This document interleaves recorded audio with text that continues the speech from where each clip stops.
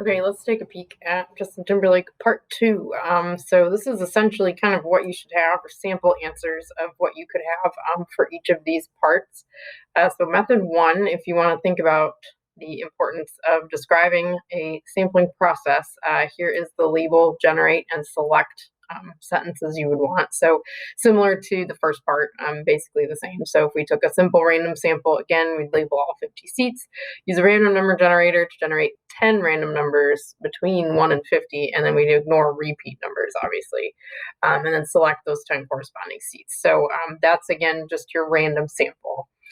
For method 2, this is a cluster sample. So basically method 2, you're picking an entire column of the table, because that way we're guaranteed to get people from front to back. So a column represents everybody, all the different types of people we could have from front to back. So if we just select a couple columns randomly, that's an idea of a cluster sample. Each of your columns is a cluster, and it represents every characteristic of like the whole population. So for us, that would be seating from front to back. So that would help us do that. So if we wanted a sample of 10, we would just randomly select 2 columns and then take everybody in that column. For systematic, that's the third sampling method. You randomly pick a place to start, and then you pick however many, like you count so many. In this case, we counted every 7th after our random starting point. You could count every 5th or 4th or whatever you want to do. Doesn't really matter, but systematically you're then going up, every 7 and pick that one, but you do have to have a random starting point. So we would want to generate that random starting point first, and then count up, however many after that until we get 10 randomly picked people. So in this one, typically the systematic one is the best, because you will get people from all over the venue, the 50 seats. You will get also front to back, which we want, but we'll also get the whole spread. Whereas clustering, technically you're picking 2 random rows or 2 random columns or clusters.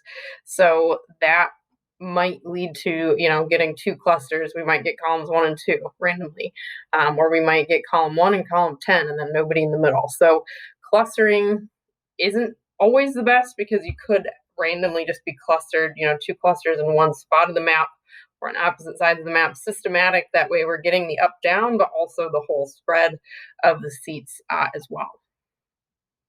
So your answers here for your different averages will vary, obviously, but remember, for our samples, when we're calculating an average, the symbol we're going to start seeing more and more is this X with a bar on top.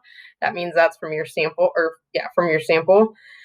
And then the population, which would be all the seats in this case, would be this symbol, which is a Greek letter mu. It's a little twirly U thing, but that's your population average. So we want to see how well we did in terms of the population and where our samples ended up. So this is sample data, roughly what it would look like once we get everybody's data together.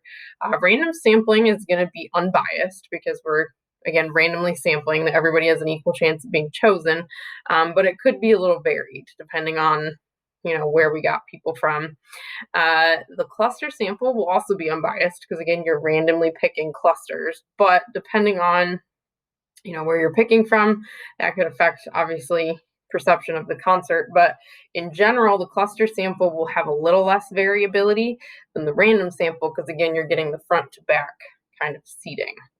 And then systematic will also be unbiased, again, because we pick a random starting point and then count so many seats. And since that first starting point's random, we're guaranteed to loop all the way around and get the front to back seating. So in this case, these are all unbiased. And if you notice, unbiased means basically the points are landing where they should land. So when we're doing unbiased things, we get the points to hit the mark that we want them to. So we can kind of estimate, like, yeah, okay, like the average enjoyment is pretty close to 78.4. So that's kind of what you should have gotten out of this so far.